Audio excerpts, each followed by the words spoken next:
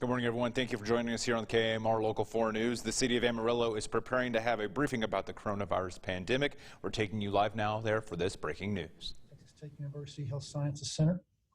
Dr. Brian Weiss, Chief Medical Officer for Northwest Texas Hospital.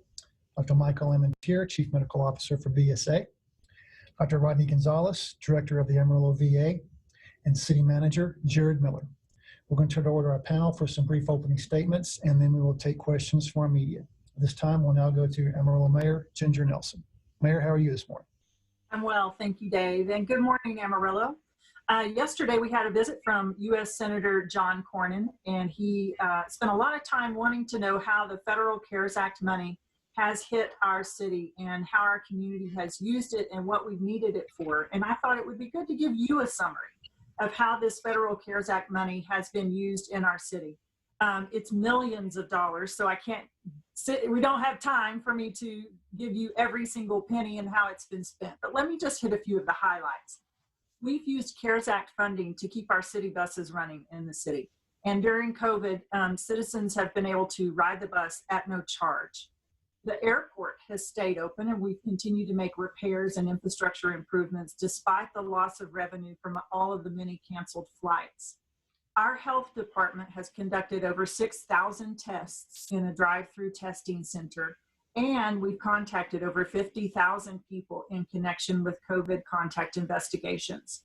We have supported those experiencing homelessness or possibly living in a shelter as a result of, well, not just as a result of COVID, but those folks who are in a more vulnerable population. We've had dollars to put into those programs. We've supported people who needed rent assistance. And just as a reminder, all of our COVID testing that's offered through the city has been at no charge. So it doesn't matter what your income status is. If you've come to the city for a test, that's been given to you. We've also supported small businesses who've been greatly impacted by the change in our economic circumstances through COVID. So if you've had a business interruption or you've purchased safety equipment for your business, you very well may have qualified for hundreds of thousands of dollars that we as a city have given out to small businesses in the city. So that's just a high summary, high overview and a summary of what we've done with our CARES Act funding. And I really appreciated the senator making a visit to our city. And I told him just how proud I am of our local medical staff, the leadership that we have in our hospitals and in our health department, and how well they've worked together as a team for months now to continue to weekly, daily evaluate where we are with COVID and what we need to be doing as a city to stay on top of it and anticipate the needs that are coming. So I am proud of this team. Many of them you see on this press conference every week.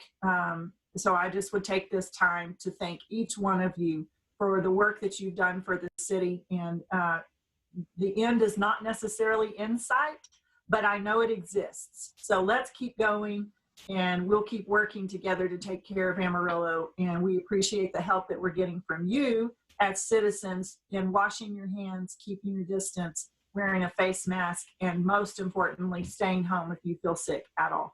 Thank you, Dave. Thank you, Mayor. This time, let's now go to Public Health Director Casey Stoke. Casey, how are you this morning? I'm good. Thank you, Dave. I just want to go over the numbers real quick. So as of yesterday, there were a total of 5,844 cases of COVID-19 reported in Potter and Randall counties, 3,866 in Potter County, 1,978 cases reported in Randall County. We have a total of 5,276 recoveries. Each of those recoveries, we're thankful, and we do have a total of 75 deaths reported in our community. We are, our hearts go out to each of the families who have lost loved ones to this disease. That leaves us with a total of 493 active cases. At our 2:30 report card, these numbers will change, so tune in to AmarilloAlerts.com, and you'll have the most up-to-date information with regard to case counts. I do want to take a moment to let you know that each of the cases do represent do represent a unique individual. Our staff here at Public Health take the time to take out duplicate tests, as we don't count multiple tests for the same individual. The public health drive-through does remain operational.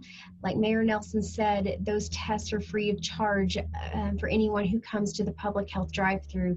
You can call 378-6300 and our call takers will screen and direct you for testing. As school is opening, we've had many of our students in Potter and Randall counties go back to school this week. Just a reminder, masks, social distancing, hand washing, staying home when you're sick. Those are the things that we need to do as a community to continue to keep our students, our teachers, our faculty, administrators, and our loved ones safe from COVID. So we appreciate all of the hard work that you're doing as a community, and as our teachers and everyone are doing. This is certainly a new environment, with some students going back to school in person and some going to school virtually. Also want to just take a moment to remind everyone, if you're in need of immunizations, the Public Health Department is offering immunizations by appointment. So you can also call 378-6300 to schedule your immunization appointment. During this back to school time, those immunizations are certainly important, as always. So that's all I have today, Dave. Thank you. Thank you, Casey. We'll now go to Dr. Scott Milton, Public Health Authority and Texas Tech University Health Sciences Center. Dr. Milton, how are you? I'm good, Dave. Good morning, and how are you, and how's the panel doing? We're good, thank you. Good. So once again, let's remember to wear a mask and practice social distancing as best we can. One thing I thought that might be interesting to maybe discuss this morning, maybe with Dr. Weiss and Dr. Lamentier, about some of the changes in the CDC guidance in terms of testing and isolation, which has moved more away from testing as opposed to a length of time and symptoms. Essentially, if you are confirmed positive, you're asked to isolate for at least 10 days and possibly 20 days if you had severe disease. But it also has an impact on how the hospitals function in terms of testing and in terms of scheduling procedures, et cetera, when someone's been previously diagnosed as positive. I know that Dr. Lamentier and I a couple of weeks ago had a discussion about a patient that was kind of complicated. But I think essentially these guidelines are very helpful in that we're moving away from trying to rely on testing, which can sometimes be confusing in that individuals may actually be shedding virus for a significant period of time but are not infectious. So maybe a couple of minutes today that we could spend on that with the discussion between Dr. Weiss, Lamentier, and myself about that. And that's all I really have today, Dave. Thank you. Thank you, Dr. Milton. Now I'll go to Dr. Brian Weiss, Chief Medical Officer for Northwest Texas Hospital. Dr. Weiss, how are you? I'm doing very well. Thanks, David. Hey, good morning from Northwest. A lot of the conversation about hydroxychloroquine was this idea that maybe this was a medication that people could take that would help them do better if they were to contract the virus. And I think as Dr. Lamentier and Dr. Milton and I have all said, that has not turned out to be the case. However, there may be actually a cheaper and safer alternative. So there's been a lot of interest recently in vitamin D. And interesting, it's long been known that vitamin D does have effects on the immune system, and it's been known for many, many years. There's been some interesting observational studies published recently that have shown that in patients who are sick in the ICU, on average, have lower vitamin D levels than those patients who are COVID positive on the floor or at home. Now, this is very important. This is a correlation. This is not saying it's a cause and effect, and we have not seen studies yet that have proven that low vitamin D levels can lead you to do worse with COVID-19. However, the caveat is vitamin D is just good to take. All right? Most of us do not spend enough time in the sun to generate enough vitamin D for ourselves, and I would not recommend spending that much time in the sun because we know that is dangerous. However, vitamin D3, you can take 1,000 to 2,000 international units a day. That is recommended. The cheapest vitamin D3 you can find, and it may actually help you do better should you contract COVID-19. So it's a safe intervention. We know it's good for your bones. It's been shown to actually reduce falls in elderly patients. So vitamin D3 is a good supplement and may actually have some implication for COVID-19. The other thing is, as Casey pointed out, is please get your flu shots this fall. We know that the flu and COVID-19 is a bad 1-2 punch. And so if you can protect yourself from the flu, again, that's something you can do that we know is safe, reasonable to do, and may be helpful in these situations. Let's talk about the numbers in Northwest. Right now, we have 23 positives in the hospital. You could argue that maybe we're seeing a slight decline. About 2 or 3 weeks ago, we were hovering in the high 20s or low 30s. Now we're hovering in the low 20s, which is great. Okay, so 23 positives. We have 9 in the intensive care unit. 5 of those are on ventilators. Right now, we're using 18 of our 40 ventilators in the hospital. Now, interesting, we've talked about how all ages are being affected in this current surge that we're seeing. We now have an 11-day-old in our hospital that is COVID-19 positive. That is the youngest patient that we've had test positive in the hospital. And this patient came from an outside facility. We've also had several mothers who are COVID positive give birth to babies here. Typically, we test those babies at 24 and 48 hours after birth. Thankfully, none of those infants have been shown to be positive, despite mom being positive when she delivered the baby. Now, in regard to treatment, we are continuing to use Decadron on every patient in the hospital, or dexamethasone that's COVID-19 positive. We are now becoming critically short of remdesivir. And this has become a problem. Our distributor is not being able to guarantee us when we would get more shipments of remdesivir. So we're having to be very careful with our use of that medication. Regard to PPE, we've really had no problems with personal protective equipment. We've been hoarding it for the last several months, so we're in pretty good shape right now in anticipation for the fall. Now, to talk about what Dr. Milton was referring to, so testing is interesting, is we are still seeing patients test positive upwards of 5 to 6 weeks out from their first positive test. But they've been asymptomatic for weeks, meaning they've had no symptoms, but are still shedding the virus. And that's tricky. We know we're allowing some of our employees to come back to work who may still be shedding virus, but have been asymptomatic, as long as they wear a mask at all times in the hospital. The question Dr. Milton raises, what about elective surgeries? Are we allowing people to undergo procedures or elective surgeries if they test positive, maybe weeks after having symptoms? And this is a bit of a debate. If it's an emergent or urgent surgery, absolutely. But there's still some data to suggest that people don't do as well after surgery if they have the virus versus if they don't. A lot of these studies are not indicating whether they've looked at symptomatic people versus asymptomatic. So we're still being very careful about trying to hopefully wait until someone is free of the virus completely before we do a completely elective procedure. But again, there's still a lot of questions around that. And then finally, our visiting hours remain from 9 a.m. to 1 p.m. We still find that's the best time for loved ones to come in and listen to what the doctors are saying when they're rounding, but we are sticking with those visiting hours right now, and typically no more than 1 visitor per room in the hospital. But finally, we've heard a lot about the preparations for school restarting, and I want to personally thank everyone that's been involved in that. I know there's been incredible amounts of work in try to keep the children safe as they come back, and we just say that Northwest Texas is here to support however we can the needs of our teachers and faculty and students as we return to this normal routine of life. That's all I have for this morning. Thank you. Thank you, Dr. Weiss. Now going to Dr. Michael Lementier, Chief Medical Officer for BSA. Dr. Lementier, how are you this morning? I'm doing well. Thank you for letting me speak today on this panel, and I appreciate everybody's collaboration and participation since the outset of the pandemic. So BSA is happy to be a part of this discussion. You know, our statistics today today's a sort of a landmark day for us here. I mentioned this on our leadership morning to our leaders that we had earlier today. It is exactly 5 months today since we had our first COVID confirmed inpatient, which was on March 19th.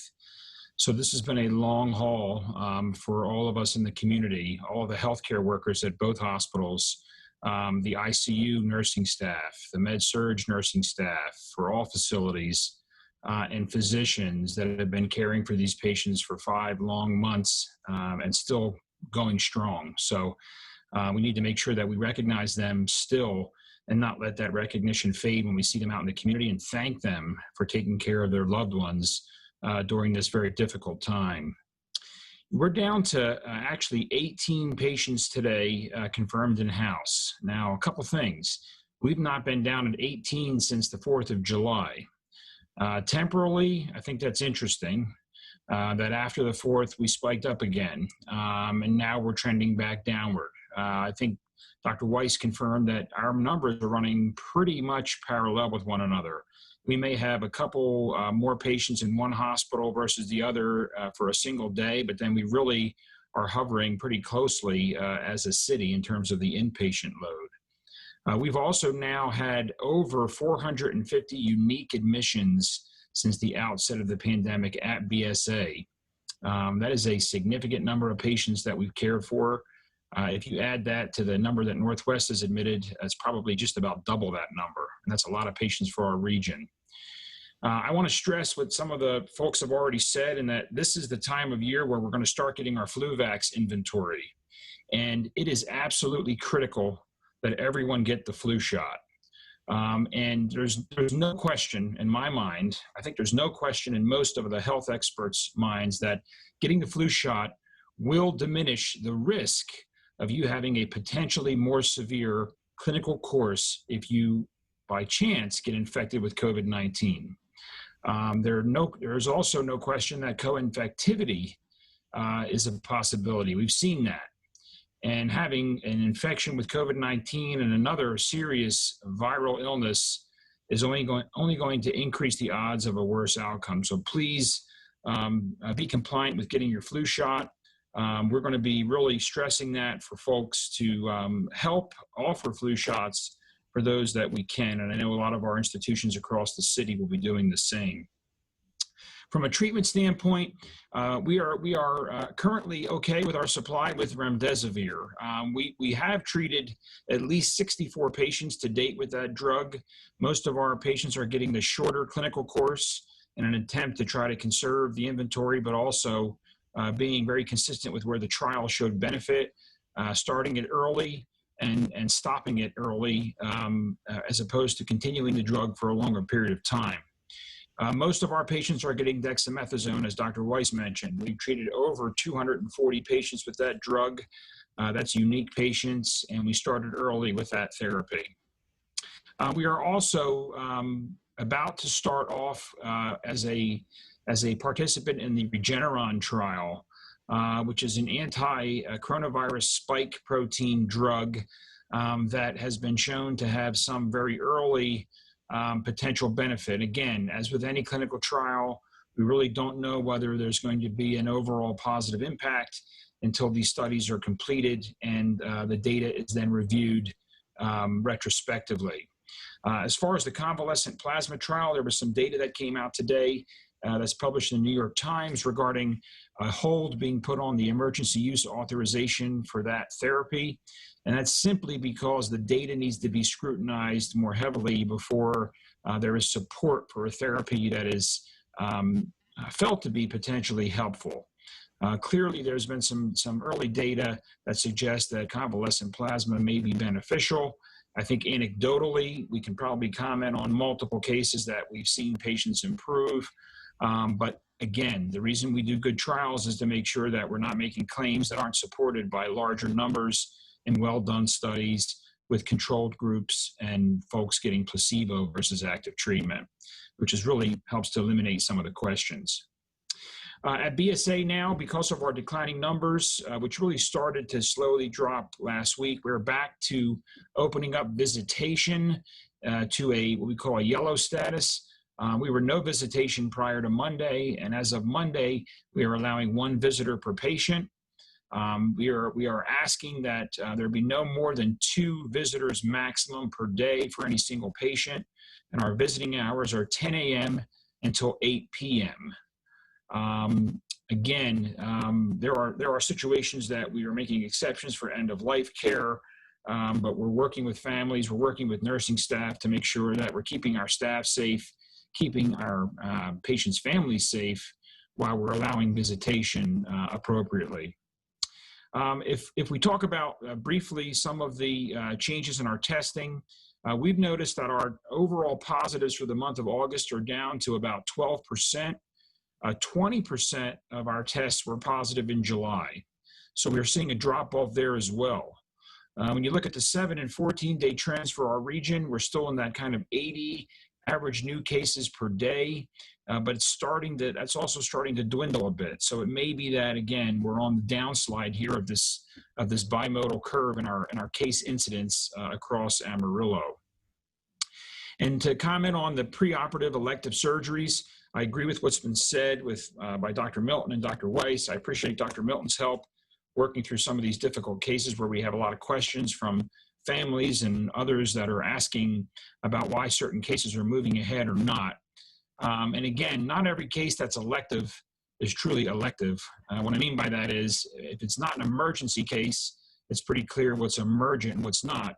But some cases can't wait for weeks because there's going to be morbidity for a patient. So again, we need to make sure that we're choosing wisely.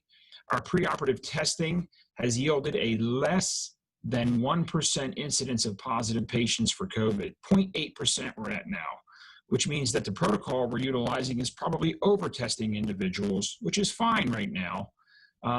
However, it's also pointing out that we have not had any cases where patients have come through surgery. We found out that they're COVID positive thereafter, and they've had a worse outcome. So Dr. Weiss is correct about the literature, and we're worried about that as well. But to date, with the screening that I think we're doing at both facilities, we're having good outcomes with our elective cases. So again, I really appreciate being on here today. I want to shout out to all of the healthcare workers in the city of Amarillo at every institution, every facility, whether you're in acute care, post-acute care, you're all doing a yeoman's job of really making sure that our patients are safe, putting yourselves at risk, and we thank you. Thank you, Dr. Lementier. Let's now go to Dr. Rodney Gonzalez, Director of the Amarillo VA. Dr. Gonzalez, how are you? Good morning to the Amarillo community area and the Texas Panhandle area. I just wanted to report first, we commonly refer to our 3 things to do to help prevent the spread of COVID: wear a mask, social distancing, and good hand hygiene. As echoed by everyone before me, but I think we have a 4th, won't necessarily prevent COVID, it prevents that multiple infections, is get your flu vaccine. So to get the influenza vaccination or the flu shot is another key thing we need to be doing. So here at the Amarillo VA, we currently have 0 COVID positive patients. We do have 21 veterans we track that are on home self-quarantine, but we do not have any inpatients today. One of the things I made a decision late last week is we are going to go ahead and expand our number of available face-to-face appointments for routine care. As was known several months ago, we went down to virtually 0 routine appointments and only urgent and emergent care for face-to-face. Well, we've been slowly expanding, and so on 31 August, we're going to go ahead and increase that number. To help prepare for that and talk to our veterans, on 27 August, I'll do a teletown hall with some veterans to explain to them what we're doing and answer any questions or concerns they have. I also wanted to mention today, this Saturday is going to be the 65th anniversary of the start of the Vietnam conflict. And so, I'm a veteran of Operation Iraqi Freedom, and I know the accolades that we got coming back. I actually still remember coming back in the airport and what was done. And I know not the same was done for our Vietnam veterans. And so please take this time, if you know a Vietnam veteran, to say thank you for what they did. It's a great time to remember our veterans and what they do for our country. And so, as always, I want to thank our VA staff for what they're doing in response to this pandemic and how they're supporting this community and the communities we have sent some to help out, and thank the city of Amarillo for this opportunity to speak to our veterans. Thank you. Thank you, Dr. Gonzalez. Now go to City Manager Jared Miller. Mr. Miller, how are you this morning? Doing good. Thank you, Dave. Just want to remind everyone the drive-through testing center remains open. If you feel sick and you have symptoms you think might be COVID, call the public health hotline at 378-6300. You'll be screened for the drive-through testing center. We continue to be under the governor's executive orders GA-28 and GA-29.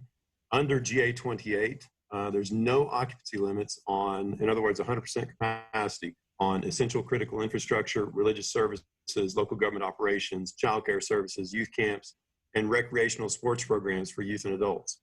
There's a 50% occupancy limit on outdoor areas, events, and establishments for professional, collegiate, or similar sporting events, amusement parks, swimming pools, water parks, museums, and libraries, also zoos, aquariums, natural caverns, etc. Every business is operating that are not essential businesses are operating at 50% capacity. In addition to that, bars are closed and were closed effective June 26th. They can continue to provide takeout or delivery of food and alcoholic beverages if authorized and as authorized by the TABC. But we're also under GA-29, which is a standalone executive order of the governor relating to the use of face coverings during COVID-19. Under GA-29, every person shall wear a face covering over the nose and mouth when inside a commercial entity or other building or space open to the public, or when they're in an outdoor space, wherever it's not feasible to maintain 6 feet of social distancing from another person not in the same household.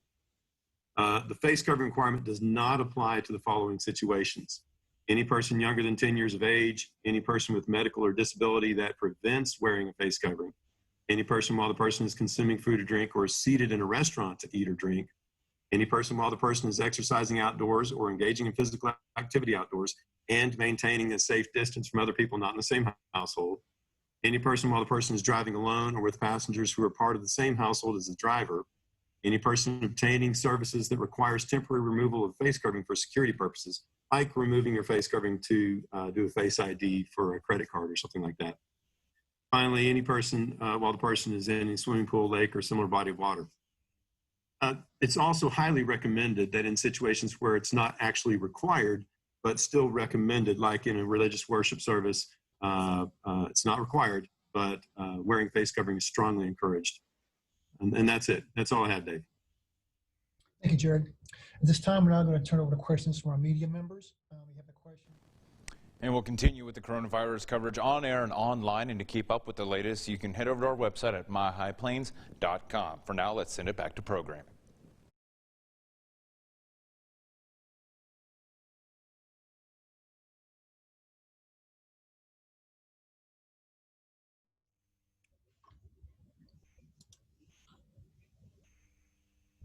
Okay, let's try. We'll come back to her in just a second. We'll try that again. Vanya, how are you this morning? I'm doing good. Thank you so much. I'm doing good. Thank you so much. I'm doing good. Thank you so much. I'm doing good. Thank you so much. I'm doing good. Thank you so much. I'm doing good. Some bad audio there. We'll come back to her in just a second. Vanya, we'll come back to you in just a second. Let's go to David Gay, Globe News. David, how are you? I'm good. Can you all hear me? And perfectly. Thank you. Perfect. I guess my first question is specifically for Dr. Weiss, but I'd love to hear Dr. Lamentier's opinion on this. With the remdesivir allotment going lower, do the hospitals have a treatment plan, I guess, to focus on after that the remdesivir isn't available anymore? Well, not particularly. No. So we've been very careful on choosing the patients that receive that drug. And I believe Dr. Lamentier mentioned, what we know is that it doesn't work well when people are extremely sick.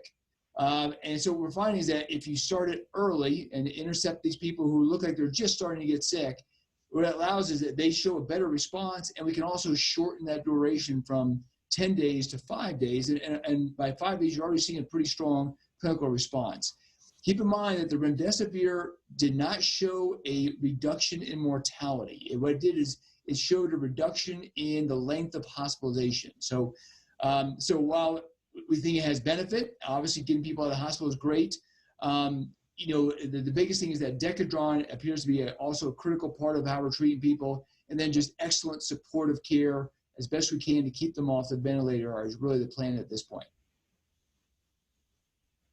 So just to make sure I'm understanding correctly, while remdesivir may be gone, other treatments can be used to maybe not have them out of the hospital as quick, but to help them get over this COVID-19 virus that they have, correct? Absolutely, David. I think Dr. Lamentier mentioned it a couple of meetings ago, but it's been shown that when people get onto the ventilator, they tend to do worse after that.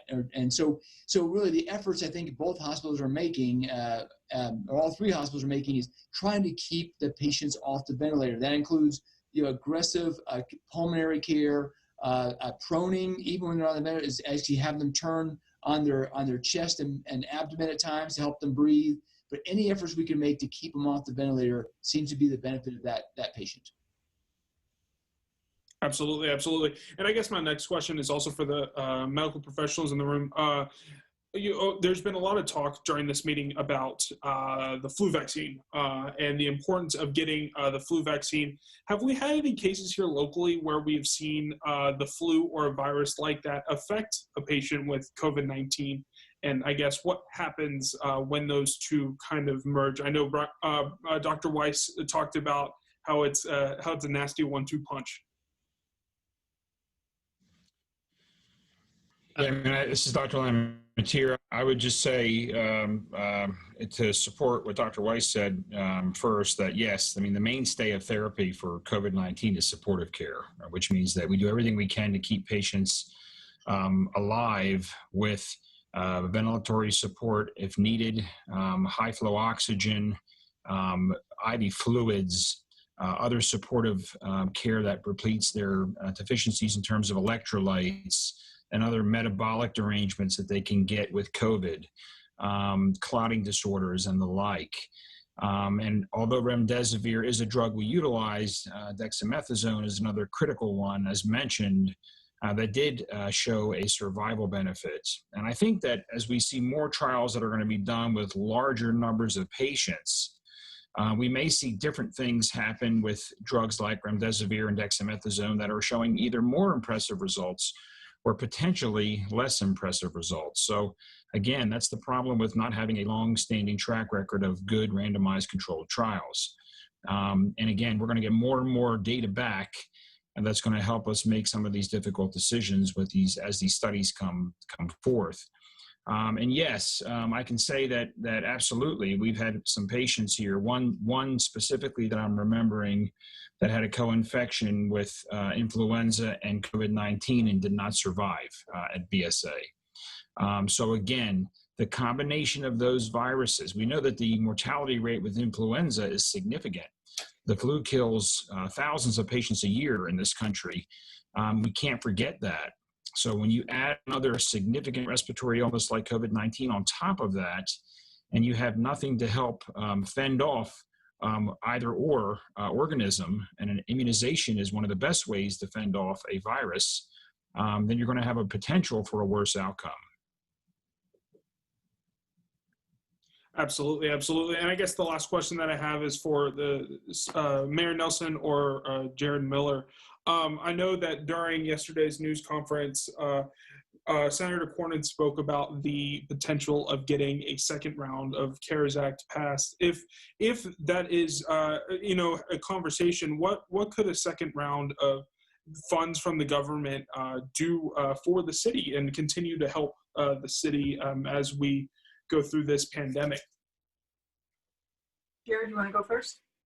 I think it'll provide additional capacity for us to assist businesses that have had significant adverse impacts. There's also significant lost revenues to the city itself and challenges with providing city services. So there's a possibility there might be some opportunities there. There's a lot of projects that we didn't do this year, infrastructure projects and things like that.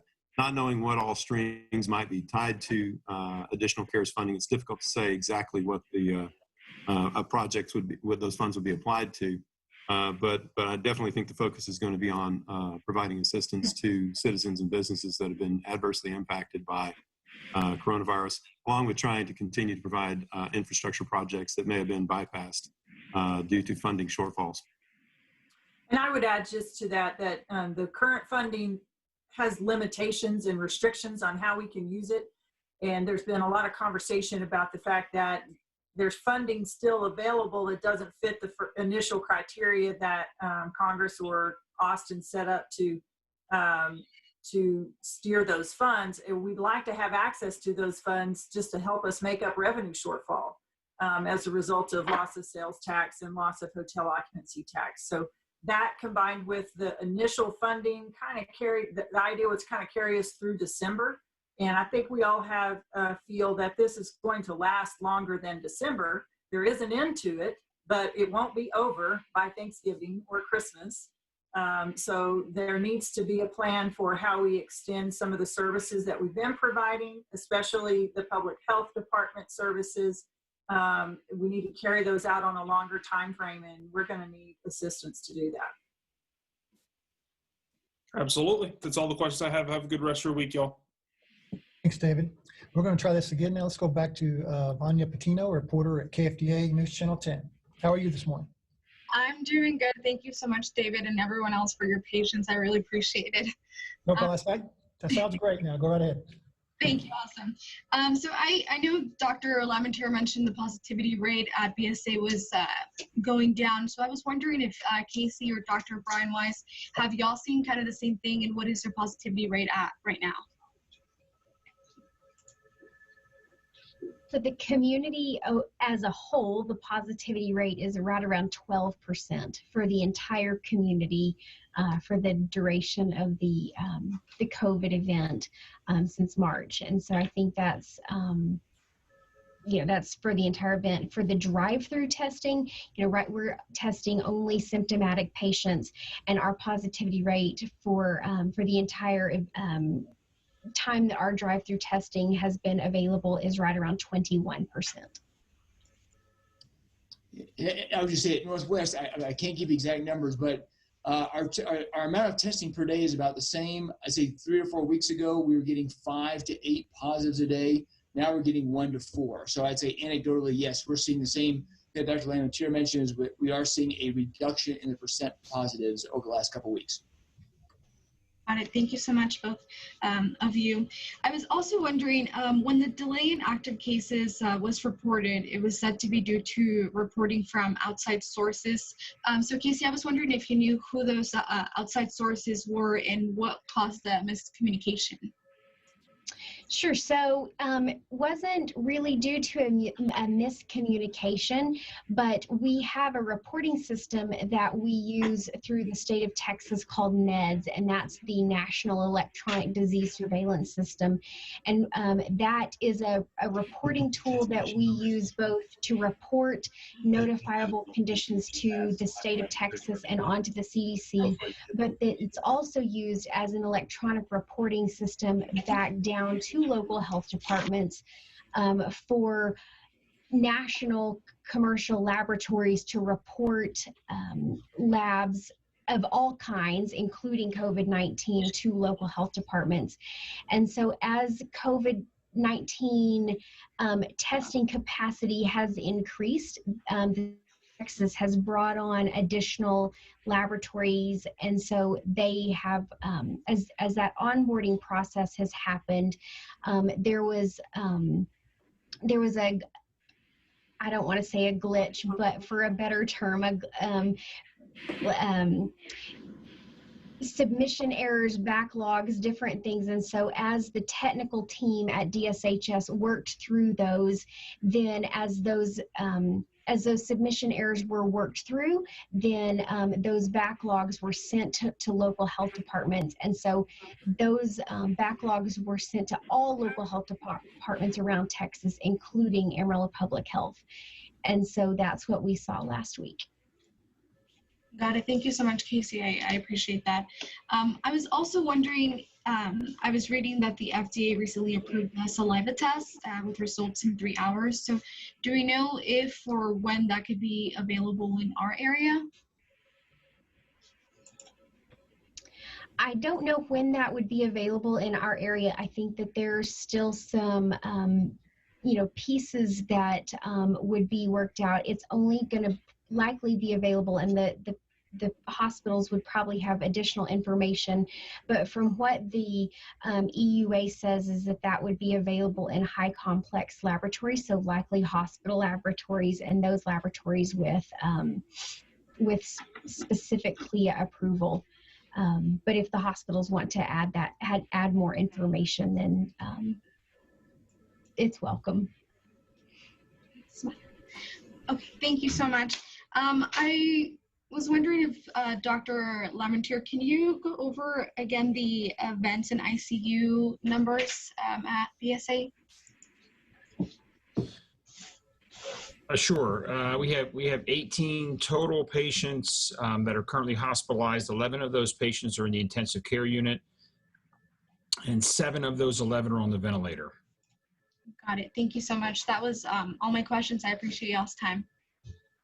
Thanks, Vanya. And now time we'll go to at this time we'll go to Aaron Langston of KEMR Channel 4. Aaron, how are you this morning? Good, good.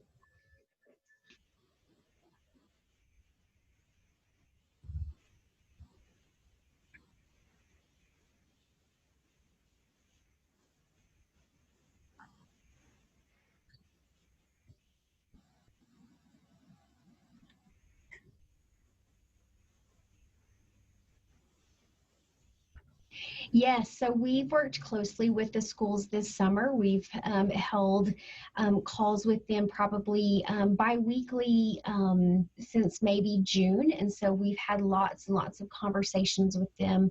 Myself, Dr. Milton, Dr. Bell, probably the hospitals are have been available by phone, by email, Again, I like to say Amarillo is my favorite place to live just because we have relationships with one another. And I think this has been yet another example of that when we are able to just pick up the phone and talk through different scenarios. So absolutely, we have had great planning sessions. And so we appreciate all of the hard work that the schools have put into back to school this year.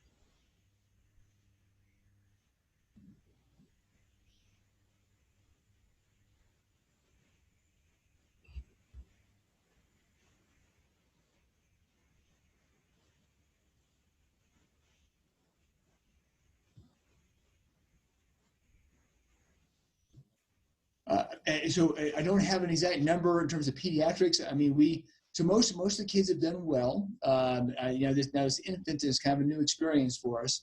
Now we did have the one young teenage girl who did have the multi-system inflammatory syndrome that can be seen with this virus, similar to Kawasaki disease, and she did well ultimately, thankfully. So, but that is a scary scenario. But that's about the worst course or most severe course we've seen thus far in children.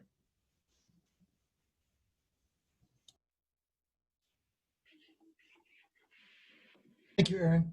Those are all the questions we have from media at this time. This concludes our Wednesday news conference for the latest in COVID-19 information for the Amarillo community. I want to thank all of our panel members for taking the time to participate in this panel and to provide this information. Once again, we do this every Wednesday at 11 a.m.